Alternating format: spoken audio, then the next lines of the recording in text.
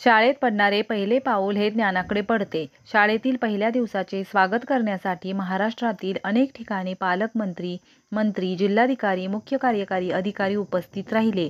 याच प्रवेशोत्सवाचे औचित्य साधून फलटणचे आमदार सचिन पाटील यांनी सातारा जिल्ह्यात प्रथम नामांकित जिल्हा परिषद शाळा सोनके येथे हजेरी लावली. यावेळी त्यांनी शाळेतील विविध उपक्रमांचा आढावा घेतला. नवीन विद्यार्थ्यांना गणवेश व पाठ्यपुस्तकांचे वितरण केले. यावेळी अनेक मान्यवर उपस्थित होते. यावर्षी 5 मुलांच्या आम्ही ती स्कॉलरशिपच्या टप्प्याच्या वर आहे ज्याला लागणारे ती 242 प्लस ती मुलं आहे. 280 वर्गाची मुलगी आहे. अशा पद्धतीने आमची 5 मुलांना 42 मुलं होती.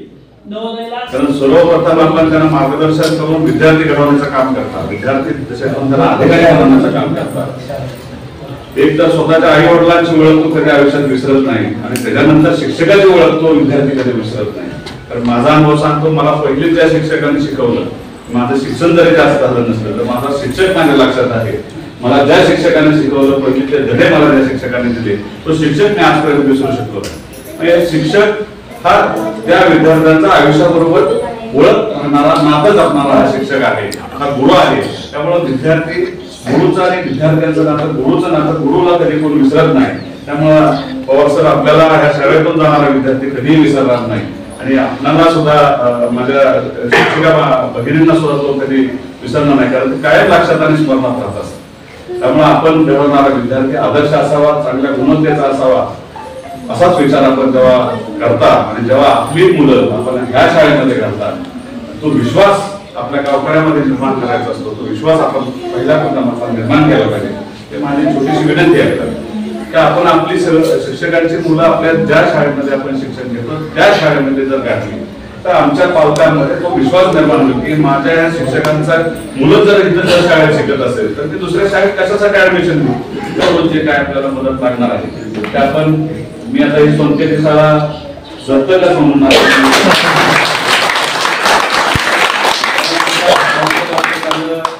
आमच्या मंगेशदादांचं भाषण झालं. या शाळेतील विद्यार्थी किती हुशार आहेत, ते आपल्याला जे बोलता येत नाही त्याच्यापेक्षा जास्त चांगल्या पद्धतीनं मार्गदर्शन केलं, भावने मार्गदर्शन केलं.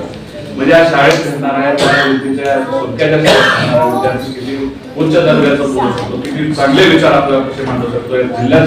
जिल्हा परिषदमध्ये आपल्या विभागाचं प्रतिनिधित्व करतो आणि आपल्या या भागाचं परिवर्तन, या भागासाठी लागणाऱ्या सुविधा पुरवण्याचं काम मंगेशदादा आपण करतं, आमच्या भाऊच्या आपण करतं. माझे सर्वच पंचायत समितीचे दादा असतील, अण्णा असतील, सर्वच लोक ह्या शाळेत शिकलेत ना, ह्या शाळेत सगळे त्या शाळेचे विद्यार्थी आहेत. म्हणजे अशी ही शाळा की ज्या शाळेने सगळी रत्न घडवलेली आहेत आणि ती रत्न आपल्या विकासासाठी आपल्या बरोबर आहेत. त्यामुळे आपण यांचा उपयोग करून घेतला पाहिजे. माझ्या सहित मी या भागातलाच माझं पिंपळच गाव आहे, त्यामुळे मला या भागाबद्दल शेवट मुलांचे पाय पोटातच वाटतात. मी जरी तिथं राहत असतो, मला काही ना काही माझं या मातीशी नातं पूर्वीपासूनच आहे. त्यामुळे निश्चितपणे मी या भागातल्या शाळा, भागातल्या माझ्या सोनक्याच्या शाळेला जी काही मदत लागेल, जे काय अडचणी असतील त्या इथून पुढे निश्चितपणे सोडवण्याचा शब्द तुम्हाला गावकऱ्यांना देतो.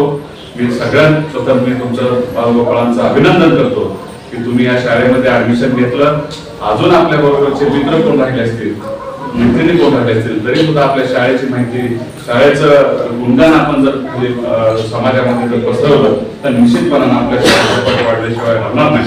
कारण आपण आपलं सरकार शाळेला भरपूर देत असतं, आपण ते खाली मार्केटिंग करत नाही.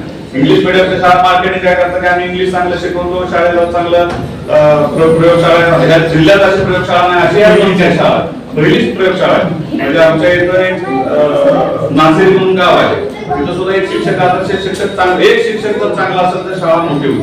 शाळेचं ऍडमिशन चालू. उलट माझ्या प्रत्येक जिल्हा परिषदेच्या शिक्षकांना माझं सांगणं आहे की जसे पवार सर आहेत, जसे नाझरीतला माझा शिक्षक एक होता, चांगला शिकवत आहे, तसं प्रत्येकाने ठरवलं की माझी शाळा, माझ्या शाळेतला विद्यार्थी हा भविष्यातला मोठा अधिकारी झाला पाहिजे, भविष्यात तो स्वतःचा प्रपंच स्वतःच्या पायावर करणारा विद्यार्थी मला तयार झाला पाहिजे.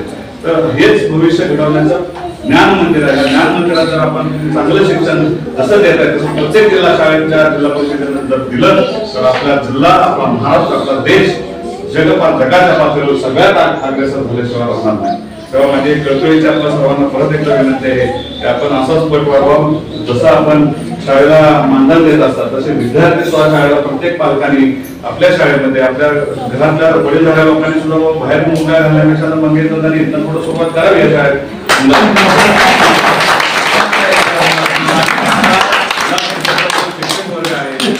इंग्लिश चांगल्या पद्धतीने शिकवतो, चांगलं ज्ञान आहे सगळ्या शिक्षणच एवढं झालं पाहिजे. कारण मराठी चांगलं शिकवलं जातं, इंग्लिश चांगलं शिकवलं जातं, हिंदी चांगलं शिकवलं जातं, गणित चांगलं शिकवलं जातं, भूगोल चांगलं शिकवलं जातो. मी आताच बारा सरांनी त्यांची प्रयोगशाळा बघितली, खरंच अतिशय भूगोलाबद्दल सोप्या पद्धतीनं अगदी सर्वात सोपी पद्धत आहे. मी सुद्धा शाळेचे पुस्तक वाचून नाही सर, पण आता हे तुमचं बघितलं मला बरोबर अभ्यास करावा लागेल. चांगल्या पद्धतीने आपण शाळेमध्ये राबवतात. प्रयोगशाळा चांगल्या पद्धतीने आहे. त्या आपण सगळ्यात महत्वाचा मला मुद्दा सांगायचा होता की माझ्या जिल्हा परिषदेच्या शाळेमध्ये आरोग्याचं शिबिर होत असतं आणि प्रत्येक विद्यार्थ्यांच्या आरोग्याची काळजी आपलं सरकार सरकार घेत असतं. त्या विद्यार्थ्यांना काय एखादा आजार असेल, एखादा कानाला ऐकायला येत नसेल, डोळ्यांनी दिसत नसेल किंवा एखादा हार्टचा मोठा प्रॉब्लेम असेल तरी जिल्हा परिषदेच्या शाळेच्या विद्यार्थ्याचं 3-4 लाख 5 लाख रुपयापर्यंत मोफत ऑपरेशन सुद्धा होतं. म्हणजे आपण एवढी जिल्हा परिषदेची शाळेला आपण एवढ्या सुविधा देतो, एवढी खासगी शाळा कोण देत नाही. आपल्या विद्यार्थ्याला जर काय काटा टोचला तरी आपल्या जिल्हा परिषदेच्या शाळेच्या विद्यार्थ्याला आपण डॉक्टर बोलून दिलं मोफत त्याचा उपचार करू शकतो. किंवा खोकला आला, ताप आला तरी आपण तो जिल्हा परिषदेच्या शाळेतल्या विद्यार्थ्यांना आरोग्य केंद्रामार्फत आपण मोफत देतो. एवढी सेवा आपण आपल्या विद्यार्थ्यांना देतो. शिवाय आपण त्यांच्यासाठी जेवणाची पण आपण व्यवस्था इतर आपण चांगल्या पद्धतीने केली जाते. तिथे की तुमच्या कुठल्याही इंग्लिश मिडियमला ती सुविधा नाही. आपल्याकडून 30-40 रुपये फी घेतली जाते. आम्ही इथं तुम्हाला सगळं फुकट देतोय. तर आपण आपल्या गोरगरीब शेतकऱ्याचा मुलगा आपण इथं घालतो, पण सगळ्यांनीच आपली मुलं इथे घातली पाहिजे. इथं पैसेच लागत नाही, फक्त तो दिखावा आहे, इंग्लिश मिडियमचा दिखावा आहे. त्या दिखाव्याकडे न जाता आपल्या जिल्हा परिषदेच्या शाळेमध्ये आपण प्रत्येक विद्यार्थी घातला पाहिजे. पालकांनी सुद्धा तो विचार करून प्रत्येक आपल्या शेजाराच्या पालाच्या भावकीतल्या घरातल्या जाती धर्मातल्या विविध प्रत्येकाला सांगितलं पाहिजे की जिल्हा परिषदेच्या शाळेमध्ये आपला विद्यार्थी घाला. कारण त्याला हे फायदे तर आपण मार्केटिंग करत नाही.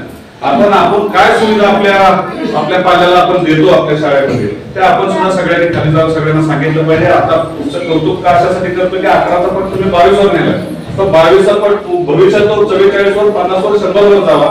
आणि जशी पूर्वीची जिल्हा परिषदेची शाळा गच्च भरत होती आणि सगळा आनंद होत होता, तसाच गतवैभव परत आपल्याला प्राप्त करायचंय. त्यासाठी आपण प्रयत्न करावा. या शाळेमध्ये नवोदित विद्यार्थ्यांचं स्वागत करण्याच्या संदर्भात एक शासकीय उपक्रम म्हणून या उपक्रमाला आपल्या फलटण कोरेगाव विधानसभा मतदारसंघाचे सन्माननीय आमदार, लोकप्रिय आमदार सचिनजी पाटील साहेब या कार्यक्रमाला उपस्थित आहेत. विद्यार्थ्यांच्या स्वागतासाठी ते स्वतः या ठिकाणी उपस्थित आहेत. सोनके शाळेचं भाग्य, सोनकेच्या शाळेच्या इतिहासामध्ये नवोदितांचं स्वागत करण्यासाठी एखादा आमदार एखाद्या मतदारसंघाचा यावा हा एक दुर्मिळ योगायोग आहे. आणि अशी एक दुग्ध शर्करा योग आज या ठिकाणी संपन्न होतोय. शिक्षण हे किती माणसाच्या जीवनामध्ये महत्वाचं आहे. शिक्षण हे वाघिणीचं दूध आहे असं म्हटलं जातं. आणि या शिक्षणाच्या माध्यमातून खऱ्या अर्थाने व्यक्तिमत्व खुलतं आणि खुललेलं व्यक्तिमत्व समाजावर प्रभाव टाकतं आणि प्रभाव टाकल्यानंतर खऱ्या अर्थाने त्याचं समाजामध्ये अस्तित्व तयार होतं. ही वस्तुस्थिती आपल्याला त्या ठिकाणी ज्ञात आहे. एका शैक्षणिक संकुलामध्ये एखादा कार्यक्रम संपन्न होत असताना त्या कार्यक्रमाच्या माध्यमातून पालक वर्ग इतक्या जागरूक आणि सजगतेने पहिल्या दिवशी या कार्यक्रमाला उपस्थित राहू शकतो, हे खऱ्या अर्थानं आमदार साहेब आमच्या गावातील शैक्षणिक जागरूकतेचं लक्षण आहे. तर ह्या शाळेत एका झटक्यात हे रूप आता शाळेला आले. आम्ही या शाळेचे विद्यार्थी भाऊ त्या ठिकाणी शाळेत काम केले, त्यांनी पदाधिकारी म्हणून काम केले. पाठीमागच्या आम्ही असताना पण भरपूर असायचं, म्हणजे अगदी रेलचेल व्हायची 2-2 तुकड्या काय नवऱ्याच्या करायला. पण त्यानंतर काळ बदल केला. इंग्लिश मिडियमचा ओढा लोकांचा गेला, खरं तर महिलांचा जास्त ओढा त्या इंग्लिश मिडियम. त्यामुळे पालकांचं काय चाललं नाही. तुम्ही म्हणला बघितलं मुलं घाला, पण आताची वेळ आमच्या हातनं निघून गेलेली आहे इंग्लिश मिडियम. पण आम्ही एक्स्ट्रा कोचिंग इथे घेणार. आता परिस्थिती अशी की त्याच्यानंतर पुन्हा एकदा काळ चांगला बदल झाला. या शाळेला लेंडे मॅडम असतील, त्यावेळेचा स्टाफ असतील, त्यावेळेचे मुख्याध्यापक त्यावेळेचे त्यांनी आतूनात प्रयत्न केले शाळेला एका विशिष्ट उंचीवर आणण्याचा प्रयत्न. त्यानंतर आमच्या गावातल्या पदाधिकाऱ्यांनी अधिकाऱ्यांनी वरिष्ठ लेवलवर प्रयत्न केले. आदर्श शाळा बसली, त्यानंतर जिल्ह्यात शाळेचे नाव झाले. आता पुन्हा या शाळेकडे का बघण्याचा दृष्टिकोन चांगला. आता लेमण्यांच्या नंतर तुमच्या गावचे चांगले शिक्षण मिळाले आणि आता पवार मिळाले. त्यामुळे पवार यांच्याकडे बघण्याचा दृष्टिकोन कसा आहे तुम्हाला माहितीच आहे. त्याच्यामुळे आम्ही लोकप्रतिनिधी मागणी करण्यापेक्षा पवारांचं तुम्ही किती ऐकायचं हे तुम्हीच ठरवायचं. आणि दुसरी अशी आणि भाऊंनी आमच्या आता गावातलं काही काम शिल्लक ठेवलं नाही. कारण फिरायला गेलेले असताना मला फोन आला की संभाजी आपल्याला अशी अशी कामं मागायचे. त्यामुळे मलाही अपेक्षा करून तुम्ही त्यातलं काय काम शिल्लक आणि हे आज शाळेसाठी ज्यांनी योगदान दिलं त्यांची जर यादी वाचल्याची म्हटलं तर एक तास पुरणार नाही. एवढं योगदान या शाळेतल्या लोकांसाठी प्रत्येक गावच्या स्थानिकातल्या स्थानिक कार्यकर्त्यापासून एका विशिष्ट लोकप्रतिनिधीपर्यंत सुद्धा सर्वांनी योगदान दिलं. त्यामुळे जर राजकारणाचे जोड्या आम्ही बाहेर ठेवून या शाळेने एका वेगळ्या नजरेने बघतो म्हणून खरं तर अशा शाळेला मूर्त स्वरूप चांगला आला. आणि